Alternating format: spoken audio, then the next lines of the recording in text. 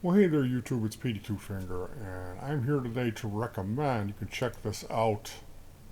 It's a documentary called Life of Crime. Shocking film about 3 decades of addiction. The often brutal HBO documentary follows 36 years in the life of a trio in New Jersey in the throes of vicious addictions. So this starts in '84. This documentarian, John Alpert, began filming three petty criminals on the streets of Newark, New Jersey. So it's an HBO documentary. I believe it's 2 hours long. Do you remember how long it was? No, but that sounds about right. I don't Yeah. know. Life of Crime follows these two guys. They're not brothers. Uh, and they the beginning, and then this female who ends up having I believe 3 or 4 children, Three. 3 children. And I So think the one guy is the father to some of them, or you in the beginning of this film, which was shot in 1984, these people are in the honeymoon phase of their drug addictions, and what follows is they film them over the period of time.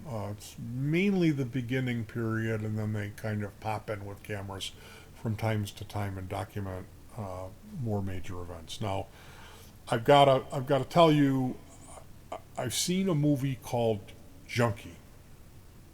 Now, Junkie was filmed in New York back a little bit before that the first part of this documentary was filmed. I'm going to say, Junkie preceded. Junkie is a trauma film, and the star of Junkie is a guy who was also hanging around in the punk scene, and now his name escapes me. He played harmonica with Johnny Thunders. Now, Junkie,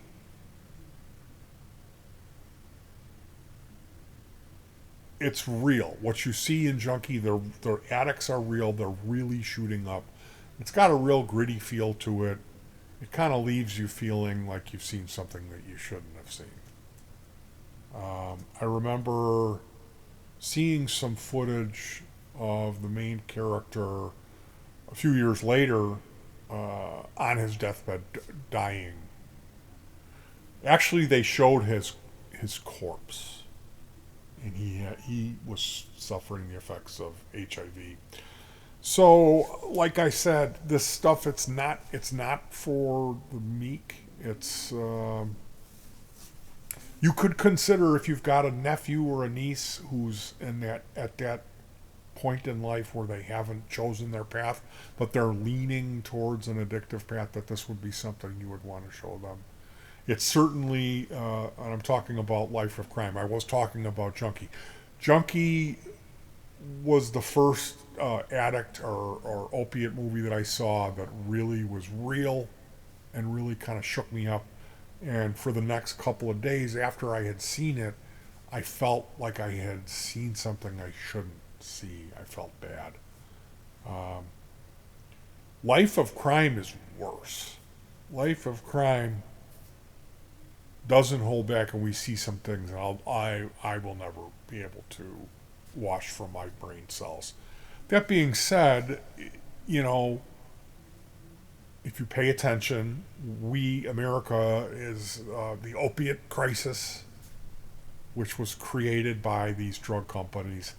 So I can go on and on. If you watch Life of Crime, you'll see that this guy was in jail for a while, and he laughingly says, "Oh, I was using the first 5 years I was in jail."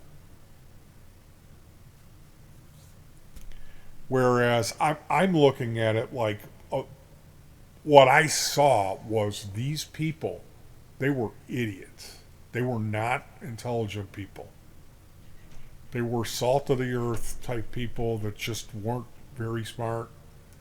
They got caught up into addiction, and the rest is history. Now, if one of the things you see is the imposition of the parole officer when the guy gets out, they kick him out of his home, his parents' house, because there's partying going on in the house.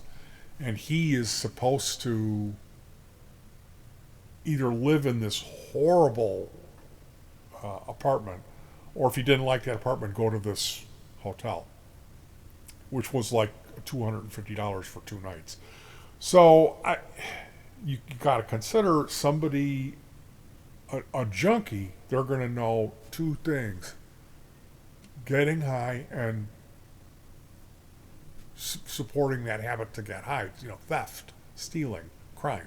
They're going to know two things: how to get high and how to buy dope. So if we're going to impose that you become a normal, productive member of society and support yourself when you get out of prison, it seems to me that people would need these skill sets of like knowing how to keep a job, how to budget stuff out, how to function, how to keep a roof over your head, how to keep a job. All these skills, and that this guy says, "Oh, well, I was getting high in jail." So, the if you look at this problem, if you've educated yourself from looking at the situation, it's okay. There's a huge problem, and what's being done about it? Well, now we have fentanyl, and I guess we're just going to overdose all these people. If you look at other countries that have done it, the dope is cheap.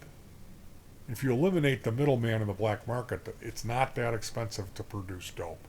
So keeping these people high and giving them clean needles, what that does, it eliminates the black market, so you don't have any new junkies coming in. It's like the supply dictates the demand in this case. And then all of your statistics, your violent crime, your robberies, your shoplifting, prostitution, it all just plummets when you eliminate the black market and you have the state give the dope out to the junkies. The junkies come to the state dope house and they're handed clean needles, they're handed their fix for the day. So it sounds crazy when I say this, but if you look at the countries that have done it, it's successful. It solves all of the problems. And what we do in the West is we've capitalized on it. It's a business. So this is a real hard look at the opioid crisis. Things have changed. The dope has changed, but what's remained the same is junkies. We still have junkies, and when you see this film, it's going to really make you angry. It made me angry. This is an important film. This thing should be mandatory viewing. It should be shown in 6th grade. Or if you have a nephew or niece who's, like I said, starting to smoke cigarettes and fool around, this would be something they would need to see. I gotta warn you, this is no picnic. You're gonna see some stuff that's gonna be really hard for you to get it out of your head. So if you're squeamish, I don't recommend that you watch this thing. But if you have an interest in culture and stuff like the opiate crisis, this is definitely the most incredible thing I've ever seen. I've never saw anything like this. It's really something, and it's unflinching in how horrific the problem really is. So don't do drugs, stay in school, hug your pets, and peace.